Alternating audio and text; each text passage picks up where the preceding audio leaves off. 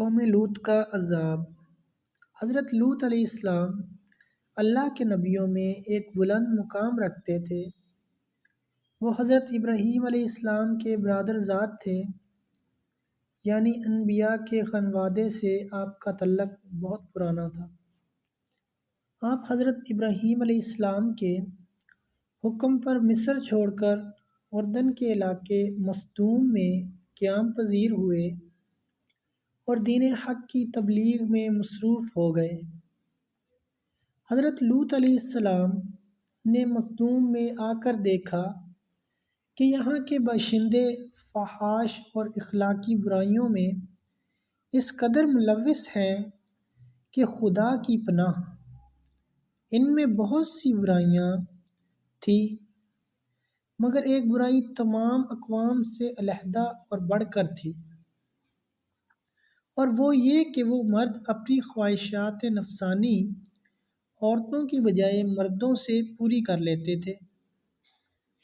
اس پر یہ کہ اپنی اس حرکت کا وہ کھلے عام فخر سے تذکرہ کرتے تھے اور اس بات پر خوش ہوتے اور مزید شہوت پاتے تھے۔ نبی حضرت لوط علیہ السلام نے ان کو بہت منع کیا اور بتایا کہ یہ برائی ہے، اور یہ بتایا کہ ان سے پچھلی اقوام کیسے عذاب الہی سے دوچار ہوئیں۔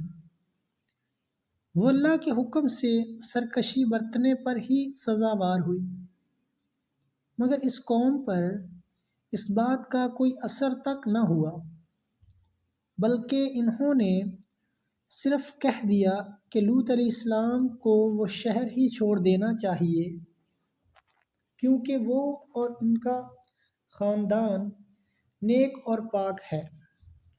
مزید یہ بھی کہا کہ اگر آپ سچے ہیں تو خدا کا عذاب لا کر دکھائے۔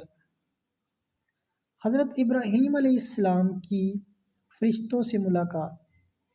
اسی وقت میں حضرت ابراہیم علیہ السلام کو اللہ کے بھیجے ہوئے 3 آدمی ملے۔ آپ نے ان کی خوب خاطر تواضع کی۔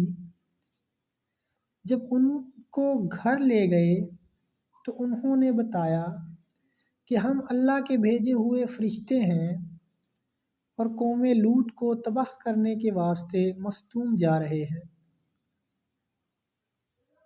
جب وہ مصدوم پہنچے تو حضرت لوط علیہ السلام کے پاس گئے۔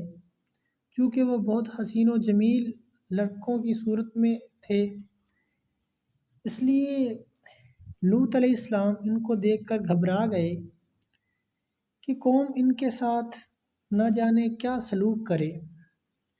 انہوں نے لوط علیہ السلام کو تسلی دی کہ آپ فکر نہ کریں، ہم اللہ کے فرشتے ہیں اور قوم ہمارا کچھ نہیں بگاڑ سکتی۔ اسی اثناء میں قوم کو خبر ہو گئی کہ حسین و جمیل لڑکے آئے ہیں۔ ان کے منہ میں پانی آیا اور وہ ان کے گھر پہنچے اور کہا کہ یہ لڑکے ہر صورت ہمارے حوالے کرو۔ انہوں نے بہت منع کیا، مگر وہ نہ مانے اور لگے دھمکیاں دینے۔ آخر کار ان کی ہٹ دھرمی کی وجہ سے عذاب آ پہنچا۔ رات ہوئی تو حضرت لوط علیہ السلام اپنے خاندان سمیت گھر بار چھوڑ کر نکل گئے، اور تھوڑی دیر کے بعد ایک خوفناک اونچی چیخ نے پوری بستی کو تباہ کر دیا۔ پتھروں کی ایک خوفناک بارش نے ان کا نام و نشان ختم کر دیا۔ اگلے دن اس جگہ اس آبادی کا نشان تک نہ تھا۔ امریکہ کے محققین نے انتھک محنت سے تقریباً 10 سال کے عرصے میں ایک 3500